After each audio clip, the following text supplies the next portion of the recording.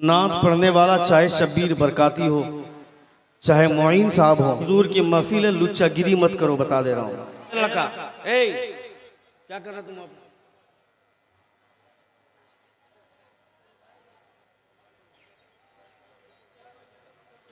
जलसे खराब होने के पीछे 4-5 वजूहात हैं। सुनिए आप, 4-5 वजूहात हैं। उनमें से पहली वजह है कि जिस जलसे में कोई पीर आ जाता है जलसा खराब होता है। हर पीर नहीं, जो पीर रात के 10 बजे ही माइक मांग ले तो समझो जलसा डैमेज करेगा। वो अपने मुरीद के साथ आएंगे, तकरीर करेंगे, उनके साथ 50-60 लोग मुरीदीन उठकर चले जाएंगे, जलसा डैमेज हो जाएगा। जलसा खराब होने की दूसरी वजह, जलसगाह के आसपास अगर दुकानें लग जाएं तो जलसा खराब होता है। और इस इलाके में जलसा कम, मेला ज्यादा होता है। अगर हुजूर की महफिल है, ये हुजूर का जिक्र करने के लिए पिंडाल लगा है, तो जो लोग मेला सजाए बैठे हैं उनका क्या काम है यहाँ पे? गुटखा बेचने वालों को हुजूर की नात नहीं सुनना चाहिए क्या? अंडा बेचने वाले हुजूर की तारीफ, हुजूर के हवाले से हुजूर का जिक्र कब सुनेंगे? इन लोगों की वजह से भी जलसे खराब होते हैं।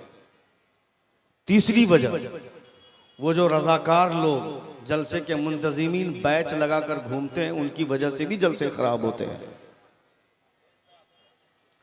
जिस तरह बाकी लोगों के लिए तकरीर सुनना जरूरी है, उसी तरह उनके लिए भी तकरीर सुनना जरूरी है।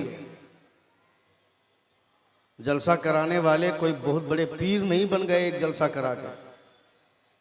खिताब उन्हें भी सुनना चाहिए, हुजूर की नात में दिलचस्पी उन्हें भी रखनी चाहिए।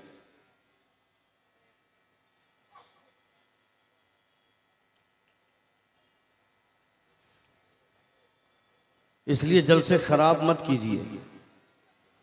दुनिया की तमाम सभाओं में सबसे बेहतरीन सभा मुस्तफ़ा की सभा होती है। दुनिया की तमाम महफिलों में सबसे खूबसूरत महफिल और सबसे मर्तबे वाली महफिल हुजूर की महफिल होती है।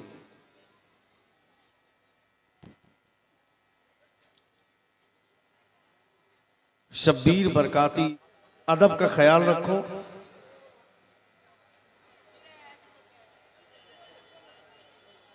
हजरत उमर फरमाते हैं कि नात पढ़ने वाला नात पढ़ने की बरकत से जन्नत में जाएगा, तो नात सुनने वाला नात सुनने की बरकत से जन्नत में जाएगा। मगर कैसे? छिछोरे लोग नहीं। जो आएगा और 5 मिनट अपने इश्क और दीवानगी का सबूत हाथ लहरा कर देगा, तकरीर की बारी आएगी तो उठकर भागेगा जैसे कोई कीड़ा काट लिया हो। नात तुम सुनोगे, तकरीर तुम्हारा बाप सुनेगा क्या? तकरीर भी हुजूर की नात है। यहां कोई अपने बाप की तारीफ करने के लिए नहीं बैठा है। अगर शौरा हुजूर की नात पढ़ते हैं तो खतीब भी मुस्तफ़ा की नात ही पढ़ता है।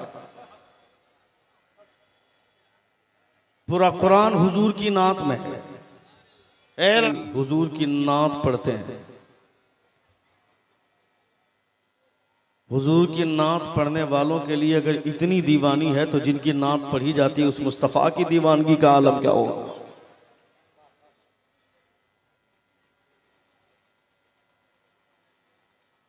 रसूल दिवकार सल्लल्लाहु ताला अलैहि वसल्लम के आप कलमा पढ़ते हैं, मुस्तफ़ा हर एक को देख रहे हैं। जब हुजूर का विसाल हुआ तो हजरत उमर फारूक मिंबर नूर पर बावकार उलमाए किराम तशरीफ फरमाए। मैं बिरादरम मोहतरम मौलाना कौनैन साहब क़िबला ने कहा कि हजरत 11 साढ़े 11 बजे आपकी तकरीर शुरू हो जाएगी। टाइम हो रहा है कितना? 1 बज रहा है।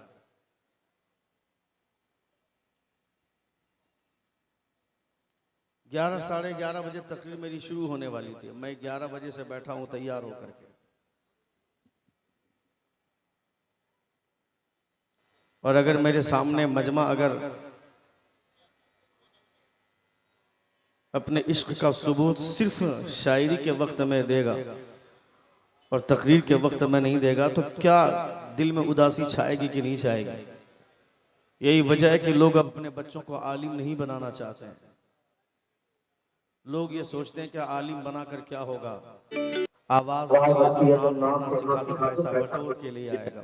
हेलो, आलिम बनाकर क्या होगा, ये मदरसे में जाएगा 6,000 से ज्यादा इसको तनख्वाह नहीं मिलेगी। हेलो, मस्जिद में इमामत करेगा 7,000 से ज्यादा इसको सैलरी नहीं मिलेगी। इसलिए इसे नात पढ़ना सिखाओ। आज के डेट में सबसे आसान काम है नात पढ़ना। कितने ऐसे नातखां को मैं जानता हूं जिनको उर्दू लिखना नहीं आता है, हिंदी लिख से नात लिखवा लिखवा कर वो नात पढ़ते हैं और पब्लिक उस नातखां के पीछे पागल है। मैं आपको नातखां के पीछे पागल होने के लिए नहीं बोलता हूं, नात के पीछे पागल होइए आप। चाहे कोई खतीब अपनी तकरीर के जरिए ही हुजूर की नात पेश कर रहा है तो सबों का इस्तकबाल होना चाहिए इस ख्याल से कि यह बात मुस्तफ़ा की है। जोर से बोलें, यहां सुभान अल्लाह नहीं बोलोगे, जोर से बोलो सुभान अल्लाह। पूरा मजमा अपने दोनों हाथों को फिजा में लहरा कर कहें या रसूल अल्लाह, और एक बार कहें या हबीब अल्लाह। माना रियाज साहब और दिगर तमाम तर उलमा मिंबर नूर पर जलवाबार हैं। बैठेगा तुम लोग? बैठो वहां पर, बैठो बैठो बैठो, आप भी बैठिए।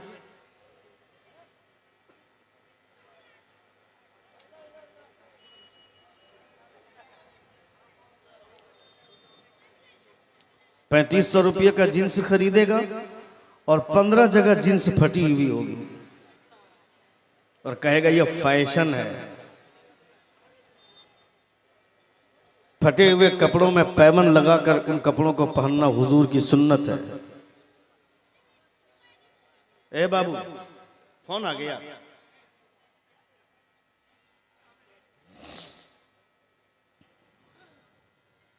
तुम कौन हो यार? क्यों अपने आप को इतना बिगाड़ रही है तुम लोग?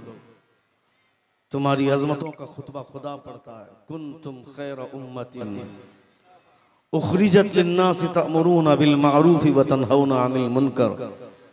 You are the best ummah, grand Muslim community. You enjoy what is right and forbid what is wrong. तुम बेहतरीन उम्मत निकाले गए हो। तुमसे पहले बनी इसराइल इस रुए जमीन पर सबसे अजीम मर्तबे पर फाइज थी यह कौम, मगर जैसे ही हुजूर तशरीफ लाए, हुजूर के कलमा पढ़ने वालों की अजमत अल्लाह रब्बुल इज्जत ने दुनिया के तमाम लोगों में बढ़ा दिया। उसको जाने की जगह दे दीजिए, बहुत जरूरी काम से जा रहा है। वो नहीं जाएगा तो मर जाएगा, उसको जरूर रास्ता दीजिए, उसको जल्दी जाने दीजिए उसको। ऐसे ऐसे नमूने हमारे समाज में हैं। इन्हीं नमूनों की वजह से जो है ना हालात खराब होते हैं।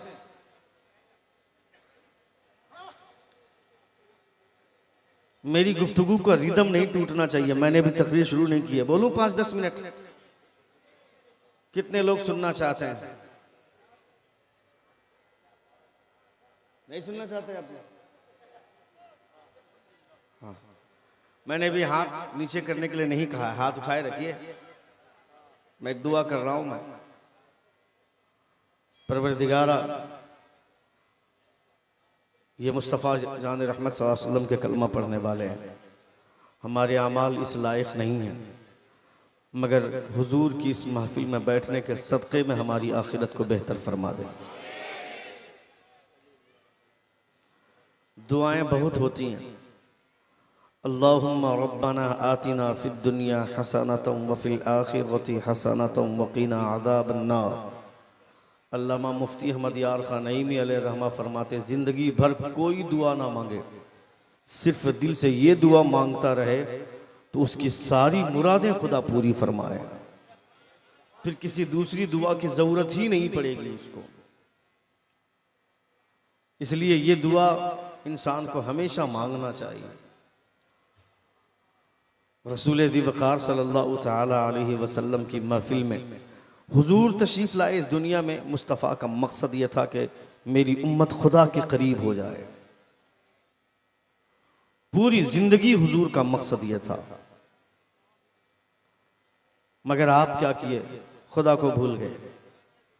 हुजूर आला हजरत की पूरी जिंदगी का मकसद यह था कि लोग मुस्तफ़ा के करीब हो जाए, मगर आपने हुजूर की सुन्नतों को छोड़ा। नात पढ़ी जाती है तो मजमा खामोश रहता है, और पीर साहब की शान में अगर कोई शेर कह दिया तो उछल गए सारे लोग। वो पीर बड़ा है या मुस्तफ़ा की जात बड़ी है? दुनिया में सबसे बड़े पीर मुस्तफ़ा है। जोर से बोलें, सबसे बड़े गौस हुजूर हैं। और जिन लोगों को जो मकाम और मर्तबा मिला है हुजूर के सदक़े में मिला है। जिस पीर के लिए उछलते हो, जिस पीर के लिए आदमी मरने और मिटने का दावा करता है, वो पीर तुम्हारी गद्दी में बैठा हुआ है, अपनी गद्दी संभाल रहे हैं वो पीर साहब। इतना बड़ा मामला आया हिंदुस्तान में, हुजूर की शान, हुजूर के खिलाफ बोला गया। जिन लोगों को 6,000 तनख्वाह देते हो, जिन लोगों को 7,000 तनख्वाह देते हो, वो उलमा अपनी कौम को लेकर के जुलूस की शक्ल में पुलिस थाने तक पहुंचे हैं, डीसी के पास पहुंचे हैं, एसपी के पास पहुंचे हैं। और जिन लोगों को लग्जरी कार में बुलाते हो, फ्लाइट के किराया देकर के बुलाते हो, वो पीर लोग कहां बैठे हुए हैं? खाली मुरीदों से नजराना वसूल करने के लिए ना क्या? कोई मुखलिस नहीं है। ये सारे पीर जितने हैं सब अपने नफ्स के गुलाम हैं। ये लोग तुम्हें जन्नत में लेके नहीं जाएंगे, ये खुद जन्नत में जाएंगे कि नहीं कोई गारंटी नहीं है। तुम्हें जन्नत, ये पीर नहीं, तुम्हारा इश्क तुम्हें जन्नत में लेके जाएगा। हुजूर का इश्क तुम्हें जन्नत में लेकर के जाएगा। कोई अल्लामा बनके, कोई फहामा बनके, कोई मुफक्किर बनकर, कोई काजी बनकर, कोई क्या से क्या बनकर अपनी अपनी खानकाह में बैठा हुआ है। किसी पीर के बारे में बताओ कि कोई पीर जाकर थाना पहुंचा और उसके यतीम नरसिम्हानंद के खिलाफ जाकर के केस दायर किया हो। कोई एक पीर का नाम बताओ, और हर गली कूचे में पीर मिलेगा तुमको। मुरीद जाता है, ए लगा क्या मैं बोलूंगा, मुरीद जाता है, गरीब आदमी जाता है मिलने के लिए पीर साहब से, तो पीर साहब का के दरबान खड़े रहते हैं दरवाजे पर, कहते हैं रुक जाओ हजरत, अभी आराम कर रहे हैं, नहीं मिल सकते हैं हजरत। हजरत पहाड़ काट रहे थे क्या रात में? पहाड़ तोड़ के आए क्या? मिट्टी काट रहे थे। वो सूदखोर अमीर आदमी के घर में सो रहा है एसी के कमरे में, और गरीब आदमी मिलने के लिए जा रहा तो उसको मिलने नहीं दिया जा रहा है। ये कौन पीर है जो गरीबों से मिलना नहीं चाहता है? सच्चा पीर वो है जो गरीबों से प्यार करता है। डॉक्टर जॉन बर्नार्ड शाह बोलता है, the prophet of Islam, he giving money to the poor man, feeding food the hungry man, dressing garment the poor person and talking kindly with them.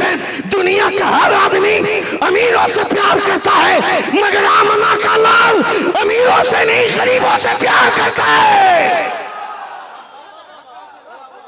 यहां नारा नहीं लगाओगे।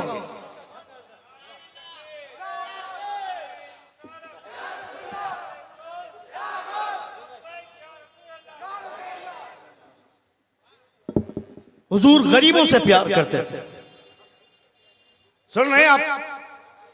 कितने लोग सुन रहे थे? हाथ उठाकर कहें या रसूल अल्लाह, और एक बार कहें या हबीब अल्लाह। हुजूर गरीबों से प्यार करते थे। गरीब आदमी इन पीरों के पास वहां बैठता है जहां लोग चप्पल उतारते हैं, और दरछिल्ला पैसा वाला मुरीद पीर साहब के मसनद के करीब बैठेगा। सूद खाने वाला, जुआ खेलने वाला, वो मुरीद को चूंकि भर भर के बैग में पैसा देता है ना पीर साहब को, इसलिए उसको पीर साहब के करीब में जगह मिल जाती है। गरीब आदमी के पास नजराना के लिए पैसा कहां।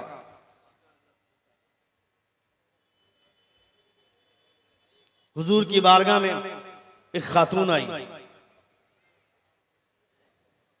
और नबी कौनैन सल्लल्लाहु तआला अलैहि वसल्लम को इशारे से बुलाया। हुजूर को इशारे से बुलाना अदब के खिलाफ है। आप अपने इमाम को भी इस तरह हाथ इशारा करके नहीं बुला सकते, यह अदब के खिलाफ है। इमाम साहब को जोर से आवाज देकर भी बुलाना अदब के खिलाफ है। इमाम साहब नहीं, करीब जाइए। इमाम साहब करीब जाकर के धीरे से बोलिए। हुजूर सदरुश शरीया अलैहि रहमा फरमाते हैं कि इमाम के कमरे में अगर जाओ, कोई मसला अगर पूछना है तो पहले उनसे इजाजत लो। उससे पहले एक काम और करना है कि सलाम करना है।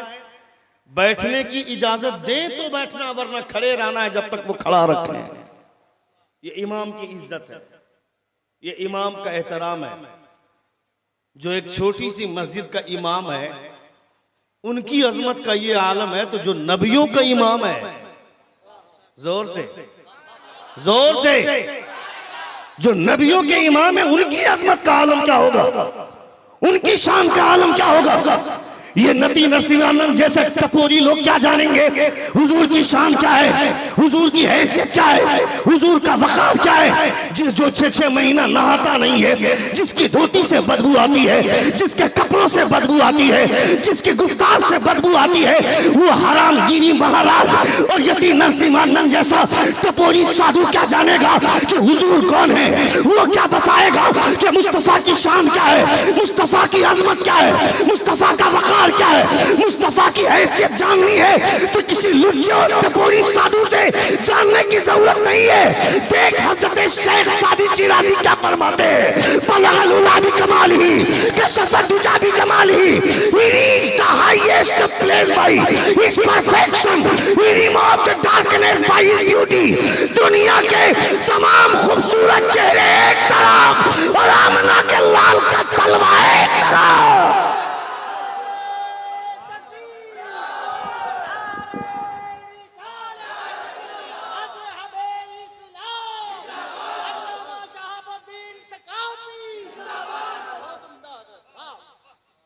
हाँ, खतीब को इनाम मत दीजिए। क्यों दीजिए? खतीब को इनाम देने से घर की बरकत उठ जाती है ना, और शायर को इनाम देने से बरकत घर में बढ़ जाती है। किस लुच्चे ने समझाया तुमको? किसने? अच्छा, इतना बोलने के बाद भी इनमें से कोई नहीं उठा है अभी तक। हाँ, शायर को देना 100 रुपया, खतीब को देना 20 रुपया। अच्छा, फिर ये बात बोलेगा कौन? कौन भाई? सुभान अल्लाह। तुमको तो 200 रुपये देना चाहिए, मोइन भाई के बगल में बैठे हो।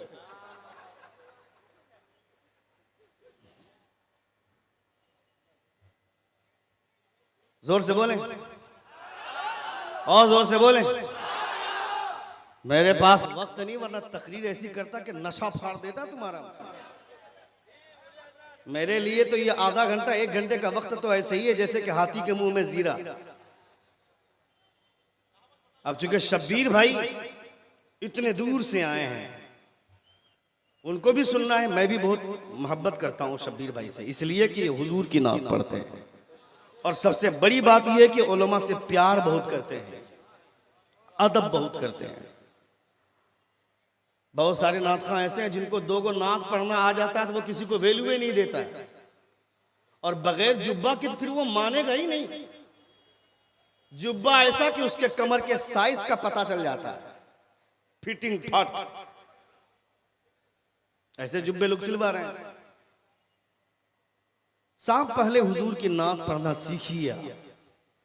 खुदा का शुक्रिया अदा कीजिए कि अल्लाह रब्बुल इज्जत ने हुजूर की नात सलीका मंदी के साथ नात पढ़ने का सलीका अता फरमाया है।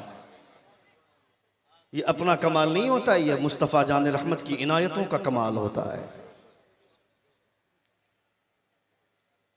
इसलिए जब भी आप हुजूर की महफिल में बैठे तो अपने जहन के दरीचे को खोल के रखें। आप ये सोचें, मैं तो उस मुफ्ती को ढूंढ रहा हूं जिस मुफ्ती ने यह कहा है कि शायर को इनाम देना चाहिए, मुकर्रिर को इनाम नहीं देना चाहिए।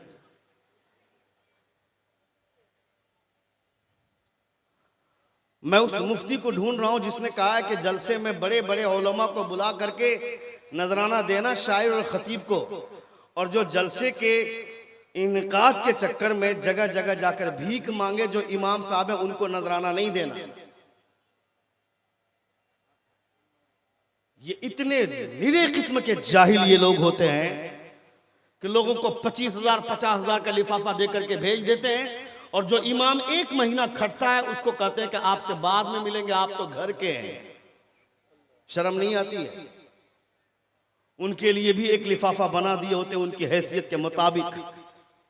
तो वह इमाम साहब इस साल अगर एक महीना मेहनत करके इतना बड़ा जलसा किए हैं तो आने वाले साल 2 महीना मेहनत करेंगे कि मेरी कौम सिर्फ अपने बाहर से आए हुए शोरा और खुतबा का ख्याल नहीं रखती बल्कि अपने इमाम का भी ख्याल रखती है। सदर सेक्रेटरी बन जाने के बाद जैसे वो भारत का प्रधानमंत्री बन गया हो,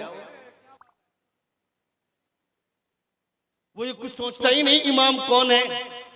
अभी परसों एक वीडियो वायरल हुई, मैंने देखा एक लुच्चा सेक्रेटरी आकर के मदरसे के मुदर्रिस के साथ हाथापाई कर रहा था।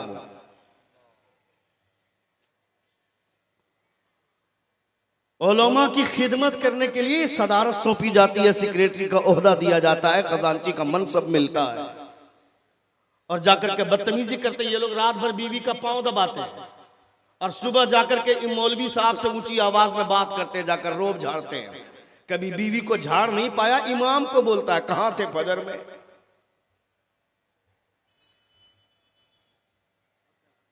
तुमको ये समझना चाहिए ना, ये मेरा इमाम है, ये वहां खड़े होते हैं, हम वहां खड़े होते हैं जहां हुजूर के सहाबा खड़े होते थे। हमारा इमाम वहां खड़ा होता है जहां मुस्तफा खड़े होते थे। जोर से बोलिए, जोर से बोलिए। तुम्हारे मतलब की बात नहीं होगी, सुभान अल्लाह नहीं कहोगे क्या? तुमको शॉर्टकट में जन्नत चाहिए, मेरे बाप की जन्नत है, मैं तुमको शॉर्टकट में जन्नत पहुंचा दूं कि एक मर्तबा सुभान अल्लाह बोलो जन्नत में चले जाओगे, जैसे मेरे घर की जन्नत है। इस फिराक में मत रहना तुम कि एक मर्तबा सुभान अल्लाह बोलेंगे, हाथ लहरा कर चाहे नारा लगाओ, चाहे जैसे नारा लगाओ, हुजूर की सुन्नतों को कत्ल करने वाले लोग जन्नत में जाएंगे क्या? किसने समझाया तुमको? जो मौलवी जन्नत बांटता है यहां पे बैठ करके उसी से पूछना कि तुम जन्नत में जाओगे, कोई गारंटी है क्या? कोई कह सकता है गारंटी के साथ कि मैं जन्नत में चला जाऊंगा? हजरत बायजीद बुस्तामी से पूछा गया था, एक चरवाहे ने पूछा था, बायजीद मेरे गधे की दुम का बाल अच्छा है ये तेरी दाढ़ी के बाल? हजरत बायजीद बुस्तामी फरमाते हैं, अगर मेरी मौत ईमान पर न हुई तो मेरी दाढ़ी के बाल से बेहतर तेरे गधे की दुम का बाल है, और अगर मेरी मौत ईमान पर हुई तो तेरे गधे की दुम के बाल से बेहतर मेरी दाढ़ी के बाल है। तुमको किसने कह दिया कि तुम्हारी मौत ईमान पर ही होगी? किसने कह दिया? हुजूर की शफाअत किसके लिए? हुजूर की शफाअत पे भरोसा है ना? भरोसे की बात क्या करता है? ईमान है हमारा। जोर से बोले, हुजूर की शफाअत पर ईमान है हमारा कि हुजूर से बड़ा शफी कोई नहीं। कयामत में शफाअत का दरवाजा हुजूर से खुलेगा। मुस्तफा जान रहमत शफाअत करेंगे, मगर किसके लिए? हुजूर का जुमला सुने,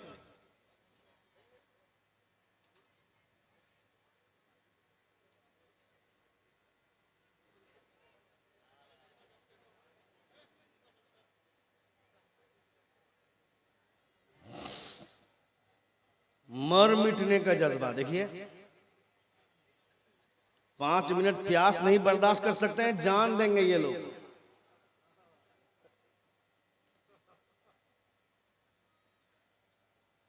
तुम्हारे यहाँ 1 बज गया, प्रोग्राम शुरू हुआ है 9 बजे, बीच में 2 तकरीर हुई 15-20 मिनट करके, बाकी सिर्फ नात खानी हुई है। देखिए ये जरूरी था इस वक्त। कोई आकर के कभी ये भी बोला कीजिए कि हजरत यहाँ के लोग शराबी बहुत ज्यादा हो गए, जरा शराब पर तकरीर कीजिएगा।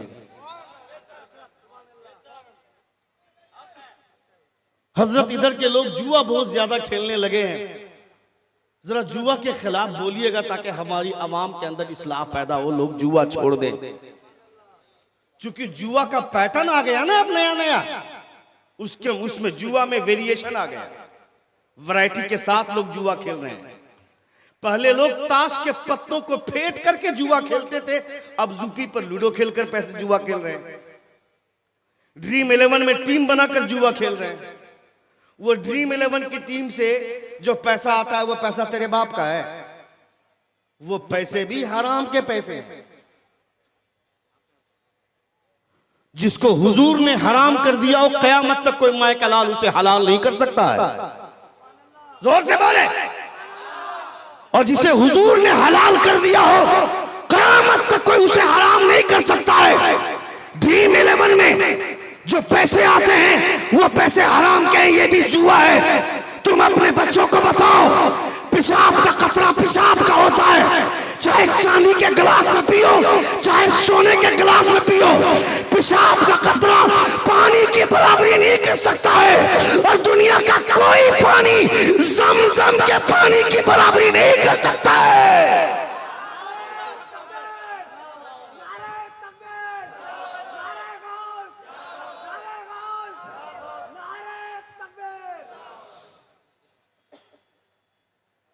क्यों भाई, प्रचार कर रहा है ना क्रिकेटर। अभी एक शादी हुई, अमीर बाप के अमीर बेटे की शादी हुई, अनंत अंबानी की। 40,000 करोड़ रुपया उसने अपनी शादी में खर्च किया। कितना? जोर से बोले।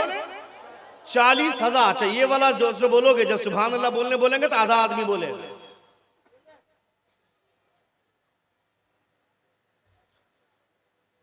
$40,000 करोड़ रुपया। कितना? बोलो। 40,000 करोड़ रुपया खर्च किया। उसके बाद क्या किया? रिचार्ज महंगा कर दिया उसने। और फिर वो आदमी बोलता है मैं भारत के लोगों को अपनी शादी के मौके पर 1 अरब रुपया दान करना चाहता हूं। 1 अरब रुपया दान करना चाहता है। क्यों? मेरा एविएटर गेम डाउनलोड करो। यानी वो भी जुआ को प्रमोट कर रहा है। अब बोल रहा है 1 अरब रुपया दान करना चाहता हूं भारत के लोगों को। 1 अरब रुपया तू दान करेगा? 40,000 करोड़ रुपया खर्च करने के बाद रिचार्ज महंगा कर दिया, गरीबों के पैसे से अय्याशी करता है, अपनी शादी में पैसे उड़ाता है, और उसके बाद बोलता है दान करने वाले हैं, दाता बनता है। दान करने वाला कौन है? पूछ बरेली के ताजदार से। हुजूर आला हज़रत फरमाते हैं मेरे करीम से अगर कतरा किसी ने मांगा, दरिया बहा दिए, दुर्बे बहा दिए। सबसे औला वाला हमारा नबी, सबसे बाला वो वाला हमारा नबी। कौन देता है? देने को मुंह चाहिए, देने वाला है सच्चा हमारा नबी। कौन देता है? देने को मुंह चाहिए, देने वाला है सच्चा हमारा नबी। ये हुजूर आला हज़रत फरमाते हैं। तो बांटने का सलीका किसी के पास नहीं है। इसलिए मैं कहना चाहता हूं दुनिया की हर कौम तुम्हें बर्बाद करने पर तुली हुई है। दुनिया में हर कोई तुम्हें खत्म करने पर तुला हुआ है। तुम्हारा मसीहा कोई नहीं है सिवाय मुस्तफा जान रहमत के। जोर से बोले। ये रास्ता है क्या?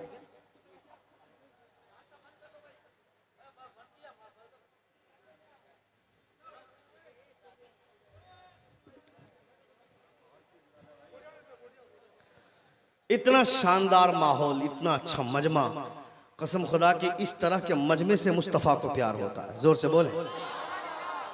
जो खामोश रहते हैं, जैसे तैसे मजमे में आकर के बैठना, ये ऊं करना और उसके बाद उठ करके चल देना। हुजूर की मोहब्बत में हाथ हिलाना ये बाइस बरकत है, बाइस मोहब्बत है, बाइस इश्क है। मगर हाथ हिला कर 5 मिनट के बाद इश्क को खत्म कर देना, फिर चले जाना, फिर चाय की दुकान पे अड्डाबाजी, इसे इश्क नहीं बोलते, इसे प्यार नहीं बोलते, इसे मोहब्बत नहीं बोलते। तुमने प्यार को गंदा नाम दिया, तुमने प्यार को बदनाम किया। तुम्हारी नजर में तो वो भी प्यार है।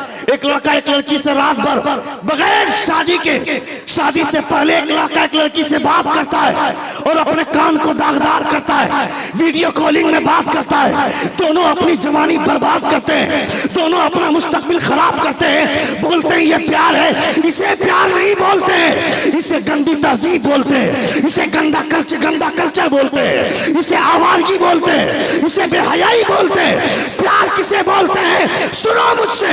रात के सन्नाटे में अपने नर्म और गदीले बिस्तर पे सोए थे, अचानक मुअज्जिन ने पुकार दिया, हय्या अलस सलाह, हय्या अलल फलाह, आओ नमाज की तरफ, आओ कामयाबी की तरफ। बिस्तर छोड़कर खड़े हो गए, वजू बनाकर मुसल्ले पर नमाज की नीयत बांधकर खड़े हो गए। सच्चा प्यार इसे बोलते हैं, सच्चा इश्क इसे बोलते हैं, सच्ची मोहब्बत और सच्चा लगाव इसे बोलते हैं। पीर साहब के पास जाते हैं, हजरत मेरा बेटा फाइनल ईयर के एग्जाम में बैठेगा, कलम में फूंक दीजिए, कलम में फूंकने से तुम्हारा बेटा पास हो जाएगा। पीर साहब को भी नजराना चाहिए, वो कलम में 5 मरतबा फूंकता है। 3 मरतबा फूंकने के बजाय वो 5 मरतबा फूंकते हैं। कलम पे भरोसा कर, पढ़ेगा लिखेगा, रात भर लड़की से बतियाएगा, तो कलम में फूको चाहे कॉपी में फूको, पास हो जाएगा क्या? पास करने के लिए, कामयाब करने के लिए अल्लाह रब्बुल इज्जत ने तुम्हारे लिए एक सदा बुलंद करवाई, हय्या अलस सलाह, हय्या अलल फलाह, आओ नमाज की तरफ, आओ कामयाबी की तरफ। मगर कान में रुई डालकर सोए रहते हैं, कभी एहसास तक नहीं होता है। मैं कहता हूं किसी पीर के पास जाने की जरूरत नहीं है, किसी से तावीज लेने की जरूरत नहीं पड़ेगी, किसी से कलम पे फुकवाने की जरूरत नहीं पड़ेगी। तुम्हारा बेटा एग्जाम देने के लिए गया है, उसे भी समझा और तू भी आज से इरादा कर ले, अजान होने के बाद घर छोड़ दे, नमाज के लिए मस्जिद पहुंच जा, वहां जाकर सजदा करेगा, तेरा बेटा अव्वल नंबर की कामयाबी लेकर के घर लौटेगा, तुम्हें जरूरत ही नहीं पड़ेगी। मगर हमने क्या किया? अपने समाज को दलदल में धंसाया हमने। कभी अपने बच्चों को सुन्नत की तरगीब नहीं दिलाई, कभी अपने बच्चों को नहीं बताया कि हुजूर की सुन्नत क्या है। ये बताना चाहिए था ना, नहीं बताते। अपने बच्चों को घर से, जब बड़े बच्चे घर से निकलते हैं जलसे में जाने के लिए, घर में 5 लोग हैं, एक गार्जियन है, वो एक गार्जियन अगर चारों बेटों को बुला करके ये कह दे कि बेटा जलसे में जा रहे हो, जलसे के पास में ही मेला लगा होगा, मेले में मत जाना, वहां शैतान होता है, जलसे में बैठना, वहां मुस्तफा जाने रहमत तशरीफ फरमा होते हैं। जोर से बोले, रूहानी एतबार से मुस्तफा जलवा नुमा होते हैं, तशरीफ फरमा होते हैं। सुना है आपने, जहां जिक्र हबीब होता है खुद खुदा भी करीब होता है। बैठ जाओ बेटा और 5 मिनट सुन लें, है ना? 5 मिनट सुनेंगे? कितने लोग सुनेंगे? जरा हाथ उठाकर कहें या रसूल अल्लाह। समझ में आ रहा है तुम्हारा हाल? मैंने 5 मिनट कहा, तुम कहे कि हाँ 5 मिनट सुनेंगे। मैं इतना समझता हूं, वरना जिन लोगों का शौक तकरीर की तरफ होता है ना, जहां के लोगों की तहजीब अच्छी होती है, वह कहते हैं हजरत रात भर का प्रोग्राम है, आप 5 मिनट की बात क्या करते हैं, 1 घंटा बोलिए, आप नात खानी होगी उसके बाद।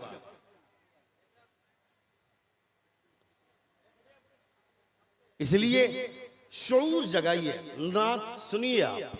नात हमारा मुकद्दर है, हमारे नसीब की चीजें, ये हर किसी के मुकद्दर में नहीं आती हैं नातें। यही वजह है कि हुजूर आला हजरत ने अकीदे की इस्लाह भी की और नात की तरफ रगबत दिलाते हुए हुजूर आला हजरत ने पूरी हदायत बख्शिश लिखी आपने, ताकि मुस्तफ़ा जान रहमत के कलमा पढ़ने वाले नात पढ़ना सीखें, नात से मोहब्बत रखें, नात से दिलचस्पी रखें। लेकिन नात से दिलचस्पी रखने के साथ साथ ये भी तवज्जो कीजिए कि तकरीर सुनिए, हुजूर आला हजरत ने हदायत बख्शिश लिखी है, मगर आप खतीब थे, आप तकरीर करते थे, आप हुजूर मुजाहिद मिल्लत तकरीर करते थे, हुजूर गौसे आजम तकरीर करते थे, और फिर मुस्तफ़ा भी तकरीर करते थे, खिताब करते थे हुजूर। इसलिए खिताब पे ज्यादा दिलचस्पी लेनी चाहिए। आज से 60 साल 100 साल फ्लैश में जाइए तो आप देखिएगा, पोस्टर में एक जलसे का पोस्टर आता था, उस पोस्टर में 5 से 6 खतीब होते थे और एक नातखा होता था। मगर अब 4 से 5 शोरा होते और एक खतीब होता है ब्रेक टाइम के लिए, कि नहीं पेशाब पखाना के लिए भी टाइम देना होगा ना भाई। जब मुकर्रिर बैठेंगे तब जाएंगे लोग इस्तिंजा करने के लिए। इससे आपकी इस्लाह नहीं होगी, अपनी इस्लाह कराना।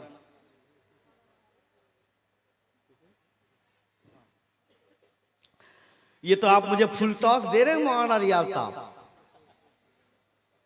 ये तो सीधे बाउंड्री के बाहर जाएगा। एक बार जोर से कहें या रसूल अल्लाह।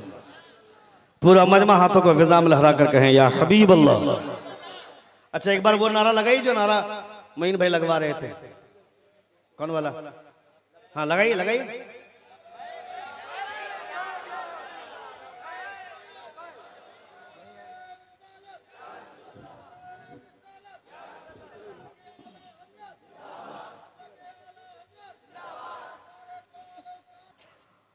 मगर आपको चुप करने के चक्कर में 5 मिनट मेरा चला गया तो मेरी गुफ्तगू का रिदम अलग तरफ भाग गया।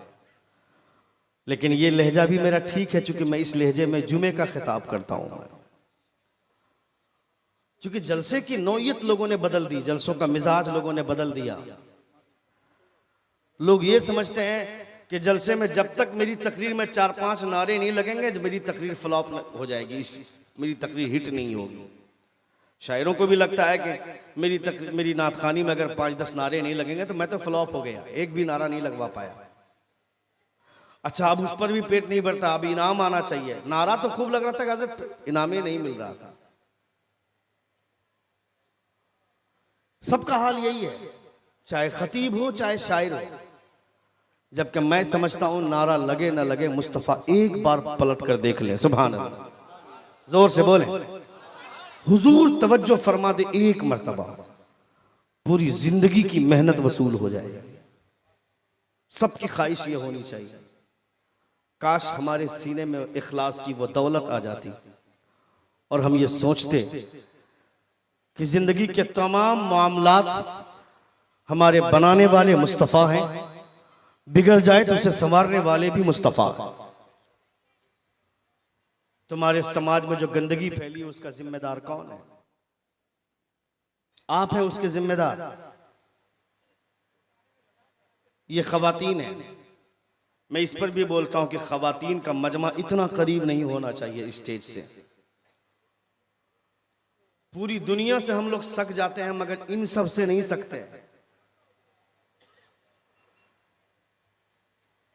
इनका पावर अलग होता है, इनको संभालना बहुत मुश्किल होता है। मगर आज